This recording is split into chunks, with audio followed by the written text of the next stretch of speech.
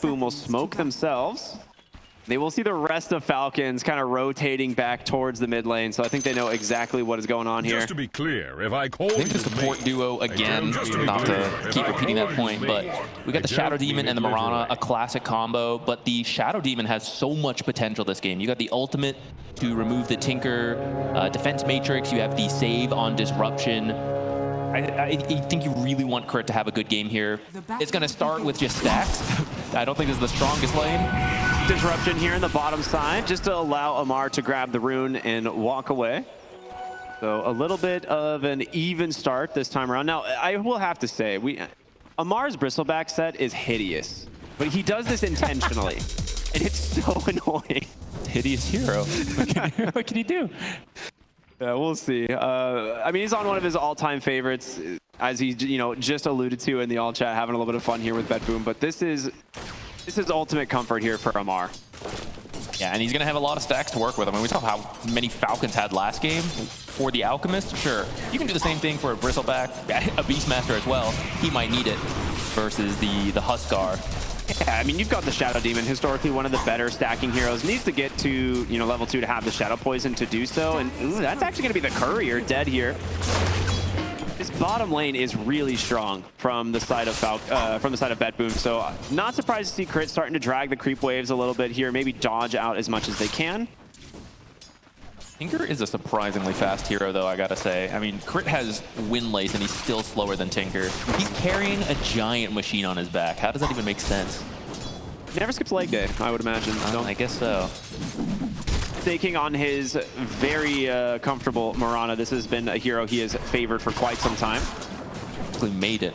Yeah. I feel like he is the Mirana guy. But I mean, there's not many other people that play Mirana 5. And if they did, they copied snaking for it, right? Like, this guy is known for it. And then here is the scary mid lane. GPK here on the Huskar versus Quinn's Beastmaster. Now, Quinn, he has a lot of experience playing this hero, so obviously we'll see how he salvages this matchup. As topside save getting very low, but does have a salve, will be fine. Get right back into fighting shape. Beastmaster doing okay so far. You do have the boars, so as long as you have the micro, you can start stacking for yourself relatively early. For now, I think he's okay. The axe is allowing to keep his distance in the mid lane without being bullied too hard, but in a few more levels, that's where you often see Huskars just kick you out. Like, if you stay here, you will die.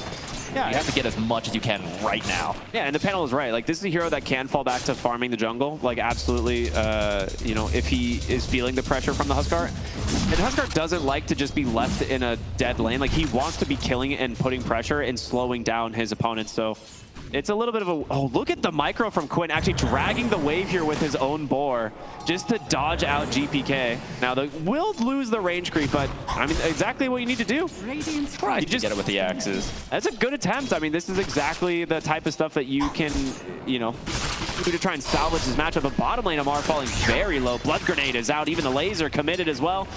They are so close with a dagger. He has just accepted fate pure. We'll grab first blood here on the Phantom Assassin. 3 times faster than the last game, which means we're ramping up to the much more fight-heavy game, perhaps. Let's hope so. At least there's no Alchemist this time. In the top side here, Miro on this Kunkka. I feel like a pretty sturdy laner. He's really kind of, like, as a hero, we've seen Kunkka become a lot more dominant in the series that we've seen. So nice to see him kind of return to the meta. I'm excited to see Shadow Demon again. He did get a series of nerfs in 7.38. It's just like across the board, like 1 second off of his ultimate, his shard, damage on the early Shadow Poisons don't do as much. But it is, on paper, such a good Shadow Demon game. Yeah, and that's something they highlighted, right? Like the ultimate against both of these supports is incredibly strong, and Katomi does have a huge wand charge there, so we'll be able to regen quite a bit. There's 4 poison stacks. There's number 5, baby. Crit will pop that Tinker. Off to a good start. I've seen Crit have a very good game in the past because they liked picking it so much. 1, it was good. But 2, they like the Mirana support so much, and that combo is so strong, the disruption into arrow. This game, well, Falcons in general, they love their tanky cores. So Disseminate is actually really good because you're just splitting so much damage amongst the enemy team. It's like a blade mail for free when they only pick strength cores. Oh, We've seen this one before. Amar dead to another dagger here. As Katomi rejoins the lane, and I mean, this is seemingly the most action-packed lane at the moment. Not surprising, right? Yeah, it is. I feel like a lot of damage needs to come from Amar. He often plays like a carry, and that's the style that Bristleback with Seeing Red goes for. But the counter matchup into the PA can be tricky because she does get a break pretty easily. It does percent HP damage. You can eventually not care because you get like a Sange and Yasha, you have status resistance, so you reduce the break. But if Pure has too good of a start because he keeps getting kills, then maybe you don't make it to that point and maybe he just keeps deleting you. And that feels like what happened last game. It was a little bit slow to start, but eventually he just didn't have the damage on Falcons. Oh, they're trying to find some kills around the map. Mid lane, GPK in some trouble. They bring the numbers on Falcons, but it's not going to be enough to get away.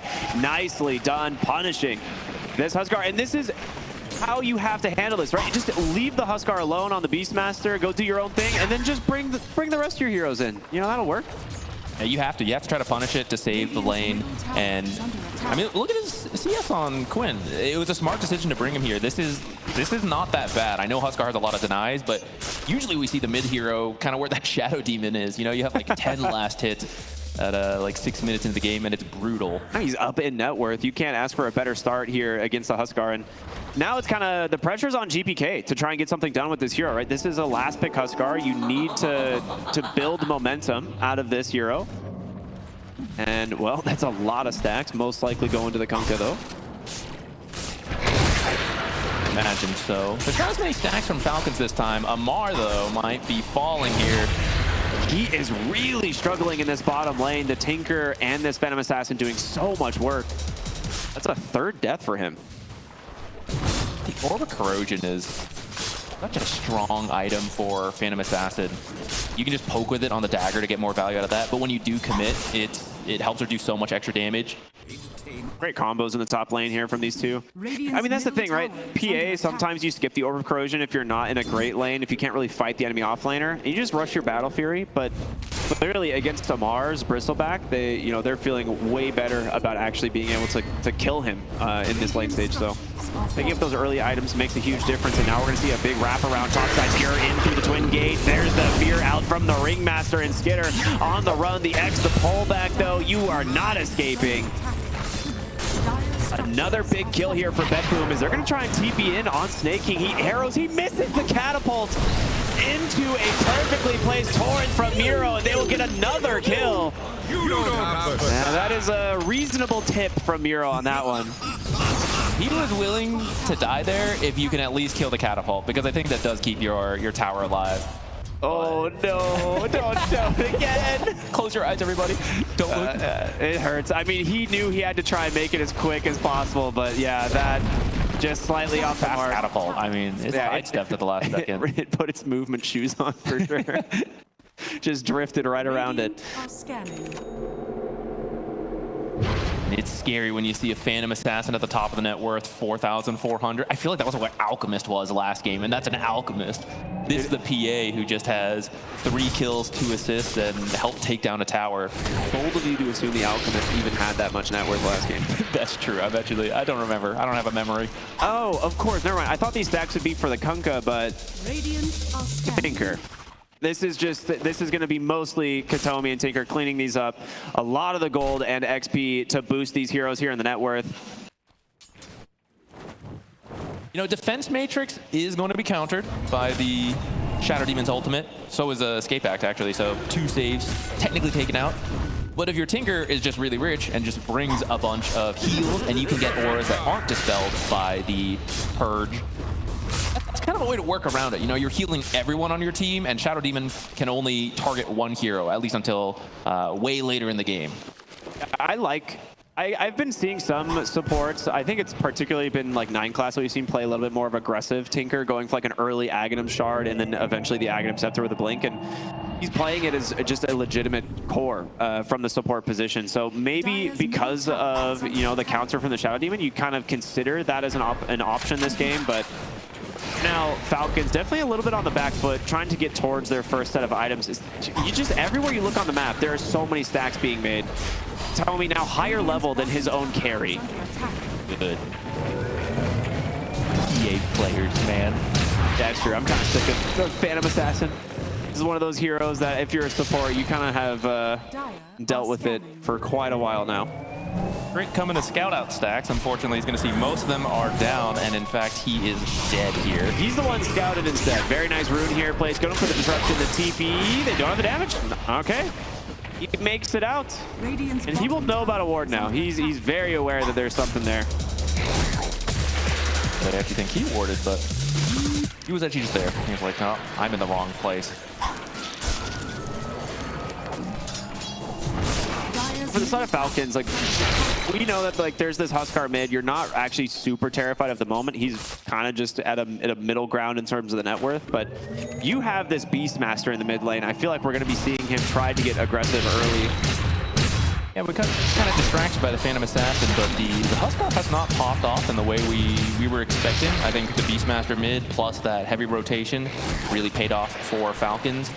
I don't think you count him out quite yet. Huskars are not the same as in the past. You would get Armlet and just win. You know, you go Roach, go take all the towers. It's actually slower now. You usually finish at least one more item, if not two, and then you start to ramp up and play off of that kind of 3 to 4 item timing. So I don't want to say, you know, you completely missed the window, but you're not usually at the bottom 6 on net worth at this point in the game. Maybe you can't Huskar the Huskar Masters. I'm telling you, man, these guys know this hero in and out. But so far, I mean, if you're BetBoom, I don't think you're upset with how the game is going. Your Tinker is getting a lot out of the map. That being said, Shadow Demon, because of the amount of stacks he's been able to make as well, is not too far behind either. Hero, top side, maybe thinking about trying to find him here on the Kunkka, but he is really fast with those phase boots. We'll see, though. Crit trying to close the gap, gets the vision. Disruption just barely out of range. See him raising his hands, starting to disrupt. Yeah, Snake King might try and cut him off here. Yeah, there's just no one else coming anytime soon. He knows someone's on top of him. He's like, oh yeah, there was the Lotus. Or you get the Lotus for your efforts. But that was the Marana ult. And similar to last game, we saw Falcons try to make plays and just not be able to connect on them. That's one of your first attempts with the invis, and you don't even find the offlane Kunkka, who is practically at the tier 2. It's a big cooldown, man. 2 minutes without it. So they're going to just smoke up instead and try and find another objective. This time, BetBoom actually grouped up towards the mid lane. Power Rune's going to spawn bottom. Quinn, no real way to contest this with the Huskar walking up, so he will have to give up that Arcane. Lines are being drawn. They kind of have an idea of where they are. They see the Ringmaster, I believe. Yep, on the Watcher. Any kill is worth it. There's the blink reveal from Skitter into the arrow, and finally, a little bit more action here coming out from Falcons. They grab themselves a very worthwhile kill. And this is something that we love to see with Marana, right? Anytime you have this hero, you need someone to set it up. And Skitter going for the early Blink Dagger, I think will help them build this momentum. Shadow Demon's a great combo, but you don't want only one combo. So like you said, Dragon Knight will be good. The Roar is also a nice setup. So if any of those heroes are missing, any combination, that could be a kill. But you can't, you know, it's, oh, one hero is missing, we have to all sit in our base. That's really annoying. But if it is just one hero, like Shadow Demon, you can set it up. As soon as Shadow Demon's missing, then you can be careful. All right. I feel like we're in a very similar position as last game. Both teams just kind of content farming it up. Only 5-3. We had first blood at 3 minutes, but after that, it's been a very patient game from both teams. It's not as extreme as last game, but I would still favor BetBoom's lineup. The later it goes, I know Huskar is not usually someone who scales really far in, but I think PA has a lot of good matchups here, and this is a Tinker support who essentially becomes Tinker core the longer the game goes. Very fast Battle Fury. And like that's the average, which on some games you don't even see the Orb of Corrosion being built. So if you factor that in, this is a very fast Battle Fury with these other items. Which bottom lane, GPK, he's actually going to go ahead and just pop the ult here, get on top of Amar, but he's very tanky. Has that Blade Mail available, reflecting tons of damage back the other way, but crit found on the side. Falcons will lose one as they now look to maybe pressure the tier 1 tower here. Middle tower is under attack. They were hoping to get a couple more kills so they could steal the Wisdom Rune. They're not going to be able to do that, but they will get themselves the tower. Maybe a little faster than expected. I don't know if they want to stick around here for the Tormentor and have to wait for a minute. Oh, Pure doesn't want to. Pure's like, I got farm elsewhere on the map. I don't know about you guys. I mean, to be fair, you could probably take Tormentor with Huskar +2. So if they decide to stick around, they might be able to get it. But Then Falcons can contest, and it gets a little bit scary. We'll see what they end up doing with it, but it is a nice thing about the Tinker, right? You didn't all have to sit there as 4. They actually bring the PA out. Tinker goes mid. He's going to go back bottom. He's going to help with that Tormentor. So it's actually not as inefficient as I thought. They are looking for a rotation here. They're looking for Pure. There's the Roar, but he's got a defense matrix absorbing some of the damage, but there's the Dispel from Crit. They just are too afraid to commit. The TPs are coming in, and now Quinn in trouble. Feelered into the Wheel of Wonder. Disruption from Crit again. Very nicely done, but can Quinn actually get out of here just surrounded by the side of Bzm? Another big kill and another big casualty for the side of Falcons. Fast moves from Bzm. Last game we expected it with the Keeper of the Light. This time, just being quick on the map. As soon as you see them coming in, you're reacting in time. And it's very fortunate Tinker was... see Roshan toss some heroes. Very fortunate Tinker was right behind the PA, give him a jump target. Otherwise, maybe you at least get the PA kill and then maybe lose the Beastmaster. I mean, we're starting to see this Phantom Assassin become a serious issue, but it's the Tinker as well, right? Like the Holy Locket doing so much healing already. Bottom lane, Amar will get found here by this ward. X into the Torrent. In comes GPK, the rest of the team as well. There's the Blade Mail. Will return a lot of the arrow actually catching the Huskar, but there's just not enough damage, just walking it off. And now, well, Snaking doesn't even get to finish the TP. Few more kills for the side of Bzm. And now Tormentor, easy pickings here for them. Having some deja vu there. I think that's the 5th time that's happened. Once he got out with the Disseminate Blade Mail, but the other 4 times he's been a successful kill. Now they'll get the Tormentor. Finally, a meaningful gold lead for Bzm at 4K. I gotta say, impressive on Falcons. They've kind of been down on kills, but mostly keeping up in farm. Now is the start of the struggle. I mean, look at Tinker's net worth, man. He's neck and neck with all of the cores. They do get Roche, so this is a pretty common trade, right? When you have something like a Beastmaster, so very heads-up rotation from Falcons. Salvaging something in kind of a rough situation here. The Aegis will protect Quinn for, you know, a few minutes here. It could turn a fight. Like, that's the thing, right? One big fight is really all Falcons need to kind of, like, pull this gold lead back to even. It allows you to play a lot more aggressively once you have that Aegis.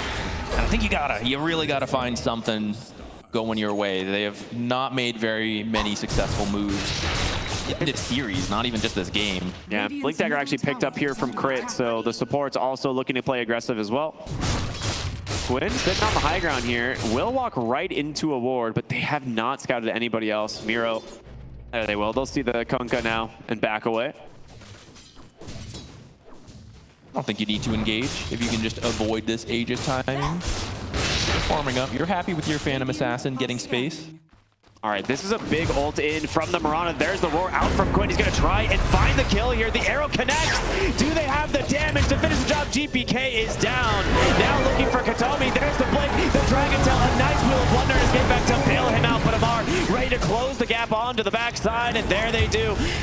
Chasing for more, 2 dead, but that will do it for now. The arrow, not gonna connect, but a good find here from the side of Falcons. Great Roar, finally finding something for themselves. Maybe you're gonna be able to convert it to more. He's hit pretty deep, but they've got the purge from Crit and Miro. Not tanky enough, another kill. Falcons turning it up with this Aegis, feeling the power of this Tricore. Just instantly 4,000 gold gained for Falcons there. I thought they were about to start slowly falling behind, but it seems we have found our NA team here. They are our NA team. All right. Showing some signs of life, thankfully, because it was looking a little rough after game 1, but Falcons showing that they are definitely not out of this one quite yet. Score 6-9. Very nice. You can never count Falcons out. They play to the end. They are a very good team at trying to orchestrate fights that will go their way. It's not always easy, and we see Bzm is doing a great job avoiding a lot of them, but like you said, Falcons not gonna go quietly. With this, like, you still have 2.5 minutes left on this Aegis. I think that's the big thing. You've actually recovered 5,000 gold advantage during this timing already, and there is still a lot more that you can accomplish. The BKB going to be done for Quinn here in, you know, relatively soon, actually, under 1,000 gold.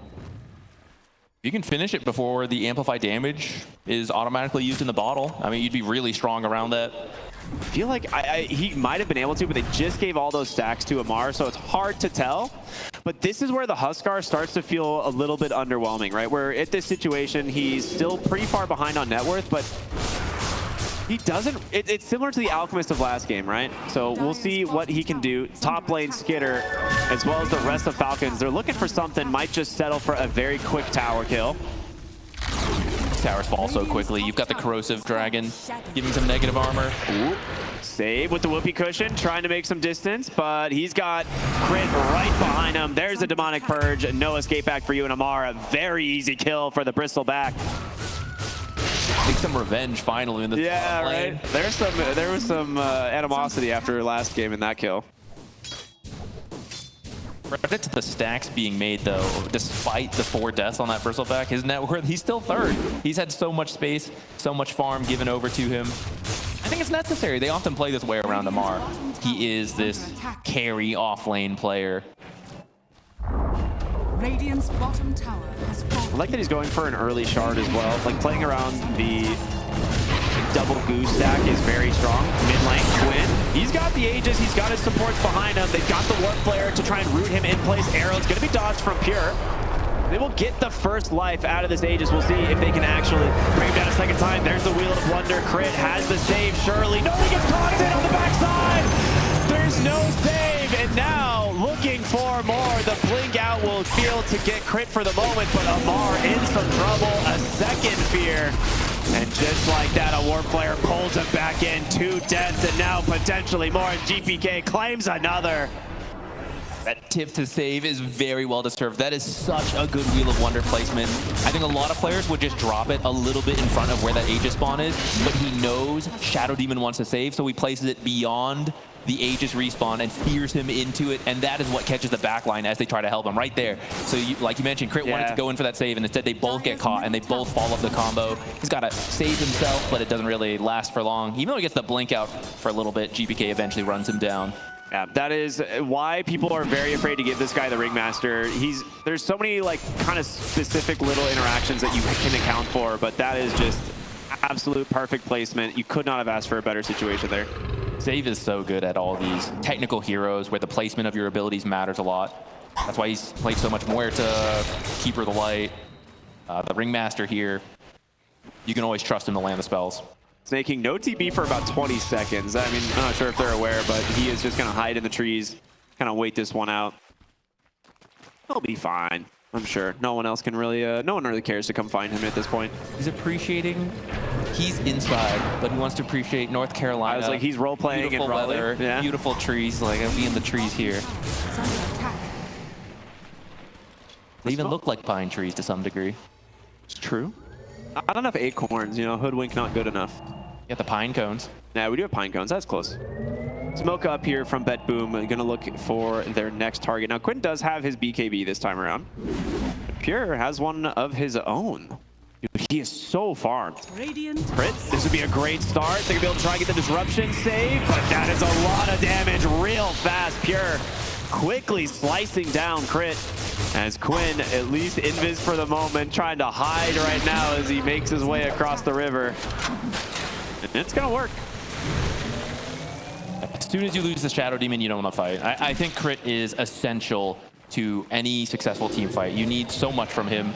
The Disseminate to get extra damage in. You need the Demonic Purge to remove the saves. The Disruption to break up Bet Boom's combos. If he's out of the picture, you just have to back out. Unless you walk right up to the high ground. That's a big arrow connect, but Pure's got the BKB. He's going to turn around looking for Snake King and gets the leap away for now. Ammar slowed up by the wheel as well, but just pulled right back in. Now Katomi has to get away from this Dragon Knight. Escape back will buy him a little bit of time.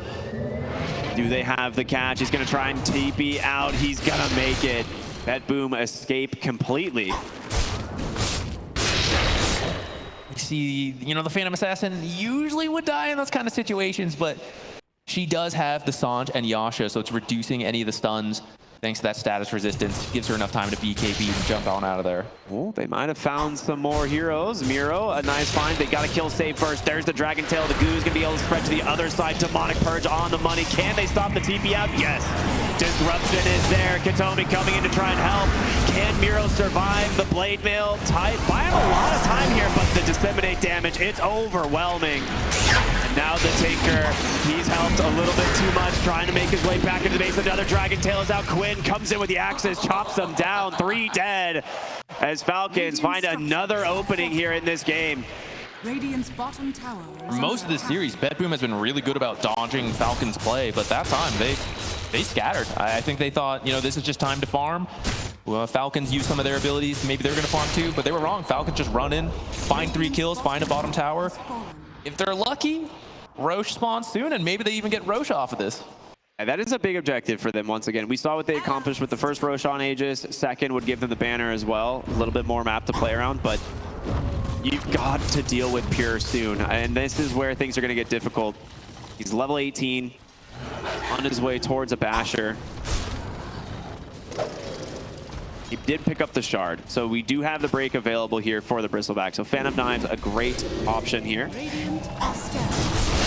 I love the build of Mars going to this game. Yeah. In the past, especially if you wanted to be this more carry type of Bristle, we would see the Ags rush. But he knows how he wants to address the Phantom Assassin as the counter pick. So he's got the Sanj and Yasha for the status resistance. He's buying a lot of extra armor in the Blade Mail and the Lotus.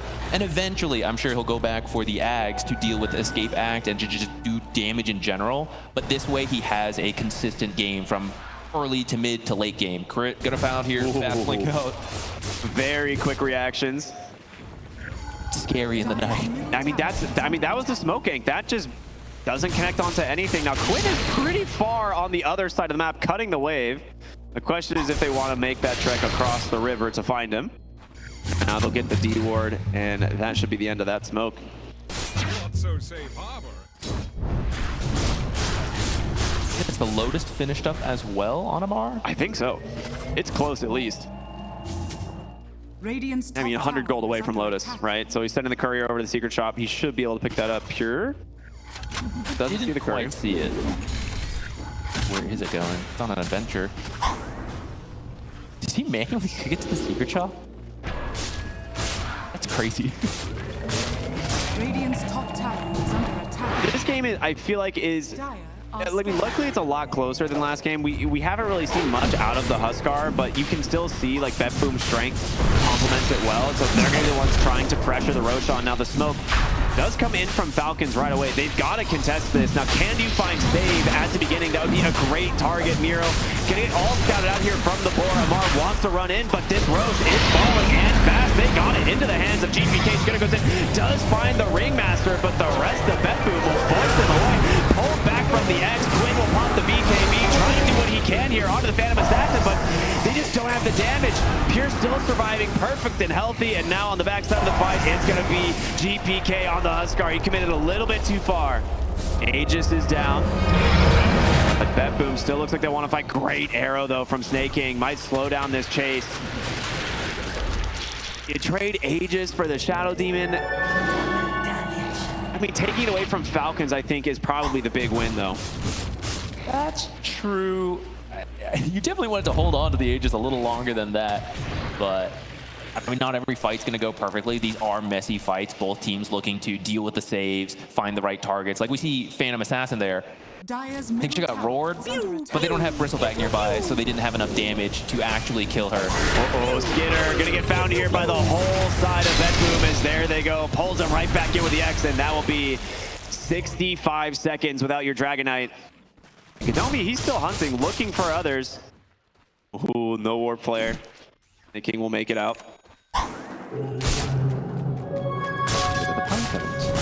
That will be level 20 for Pure as he takes the Wisdom Shrine. That's a big talent. Feel like if GPK had a better game, I think they were planning to play around him a little bit more. But based off the start he had, based on how Phantom Assassin had such a good start, they've pivoted over. You know, let Pure farm up. He will carry us as he has many times in the past. They trust this guy, and he's going to trust them to save him as necessary with the Escape Act, all the items being built by this very farm Tinker. He's doing his best to catch up to Kunkka and Huskar quickly. This Basher is going to do so much work. I mean, you have very tanky cores on the side of Falcons, but PA wins these like 1v1 fights if she doesn't get kited out. And now she can really just lock them down with that bonus attack speed. from that 20 talent.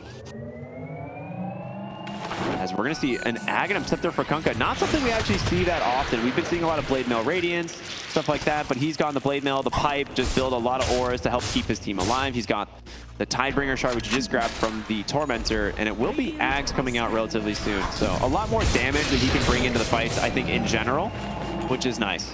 I think you're also more likely to actually just hit the ability when there's this disruption save that could come out. Perhaps it ends and the second boat connects, or maybe the first boat misses pure, the second boat does touch on him, and that could keep him alive. Because like you said, in these longer fights, the Phantom Assassin should be able to kill these heroes, at least in the direct one-on-ones. But if you can focus her down, she'll die. The issue is all these saves, and that's why some of these fights have been very messy, and it really depends on who finds who. If you can get the saves for either team out of the picture, either find crit on Falcons or find this Tinker, find this Ringmaster, then the fight becomes a lot more straightforward.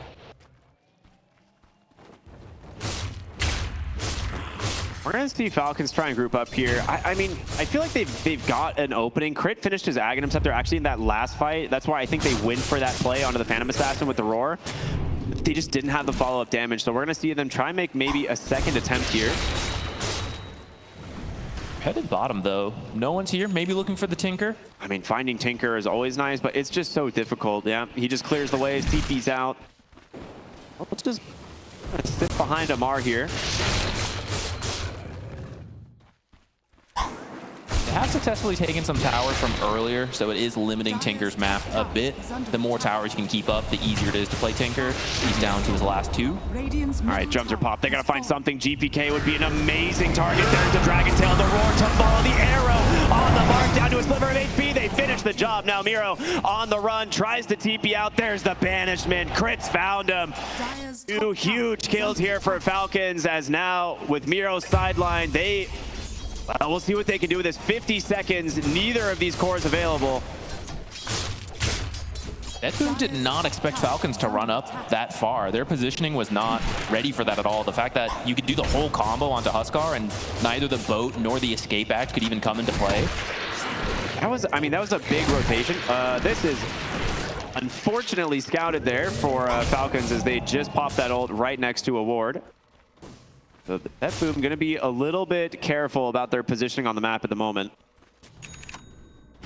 They've got to. I mean, we were complimenting them a lot in the first game about dodging out the fights from Falcons, but time has gone on. Falcons is mixing things up. They're managing to find the right targets, and it's keeping this game very close. I think I still favor PA the further on we go. PA and Tinker.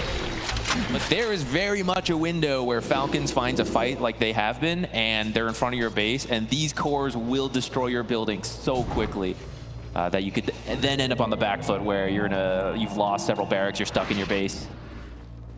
Invisibility. We're pretty much back to dead even here. Falcons still feeling, I feel like they are the ones that can play a little bit more aggressive right now. This aghanim scepter on crit is doing a lot of work, but it really just comes down to the initiation and which heroes you find. Having two demonic purges helps a lot. You see why you need two demonic purges right there. God, that hero is something else. Under attack. They're keeping a lot of pressure on the lanes here, and you kind of need to, right? Roche is going to be spawning relatively soon. It's a big objective for them.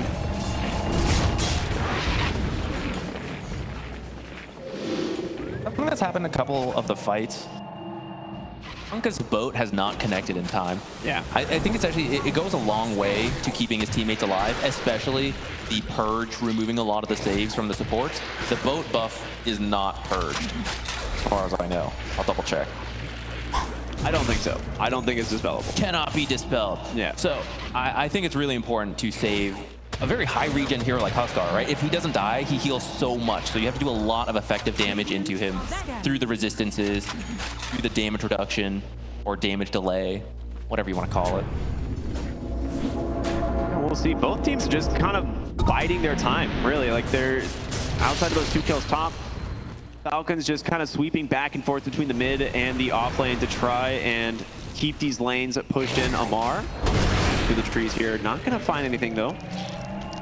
As the 34-minute power rune, it's a regen. Not really the best one you'd hope for, but Follow that up here on Quinn's Beastmaster. It could matter in one of these fights. You pop it as the disruption comes out and you're just healing up. And you pop out, you kind of get a little bit more health. Maybe you can turn a fight. I'd hope so. Who even needs a shard at this point? Oh, no, they're going through the other side. I would like, okay, here we go. I was like, I would like one of these teams to start looking for a kill here. Break into the mid lane. Amar actually falling very low for now, but with the slows, OK still has that BKB at the ready. Will be forced to pop it. In comes Huskar as well. They're going to TP. They know they cannot afford to lose it. And here comes the Dragonite. Dragontail is out, but a lot of stays coming through. There's the break in though from Crit. They're both doing a little bit of work, but who's going to be able to stand their ground? The longest getter on the run. GPK dives in very far. Another disruption to buy him some space, but Quinn, he's got to be careful. A big torrent catches too. This is right in front of the enemy base as well. They have a creep wave here. You can get a lot of tower damage in, and there's only one buyback, and it's on a Dragonite who's not even good without his ultimate. I think that's the gem recovered or stolen as well. I mean, this Shadow Demon has to TP first there because of the extended TP durations. If he goes in first and disrupts, I think it buys enough time for everyone to show up, and then you can take a more cohesive fight with all the teammates together. But that ended up being a bit of a one-on-one as Bristle dies. This is a scenario where Bedboom are going to take the tower and go to your forest, and that's exactly what they do. They're going to just try and force Falcon's hand, call the bluff. Do they have buybacks or not? There is a fortification available. But it's going to be close. Yeah, I mean, what can you do as just the supports here? Bedboom want to close this game off of one fight. We waited so long, please. I think you're going to have time for one more fight here. Disruption to dog the edge. Nicely done, but Snake King still not super impactful at the moment. Walks in, tries to pull the attention, leaps away. They get on top of the Bristleback. They fear him away. The throne is dying. Bedboom just want to force this game and make it done, but there's going to be the break on the Fear. Tries to run away, but they just don't have the damage to follow this up. The rest of the hero he gets pulled in as well. Nice disruption though for Crit to buy him a moment to get back into the fight. There's the roar. Can they bring down the Phantom Assassin? It's going to be close. Pure gets the Blink Strike out, and GPK will be the one to sacrifice himself to the Falcons. Hero trying to TP out. Do they have the I don't even know what cancel. Maybe cancel himself. They want to turn around here on Bedboom. Instead, they get on top of Crit, and they get the kill. Bedboom want to end this game here and now. They're still looking. A 4v5. This is so tense. Dude, I think they're going to go for it. There's no roar. There's no BKBs. Phantom Assassin is absolutely the strongest hero here. And you have this Tinker who can keep resetting. They're just waiting for Kunkka to rejoin them in the mid lane. This would be an absolute insane call if they go for it, and they're going to try to do what damage they can to chip down these heroes on Falcons, opening up this throne. There's still a fortification available now for Falcons, but do they have the damage? They're going to make an attempt here. There's going to be the buyback in from Crit. The roar actually finds GPK. They got the purge. He's dead. Die backing now on this hero, but can they end this? Miro trying to bring down the throne. Taunts here will catch Snake King. A really big torrent. The throne is low, but it's not dead quite yet. Can you knock Falcons out of this event? They're gonna try, but Pure bumps the Satan. They're doing so much work into the abyssal. Down goes Quinn once again. There's the fortification. Miro, he's dead. It's a fight till the end, but who's gonna come out ahead? Pure stands in. Exit. Falcons are out 2-0. Bedboom do it. Holy shit, I can't believe they fought a Deso to end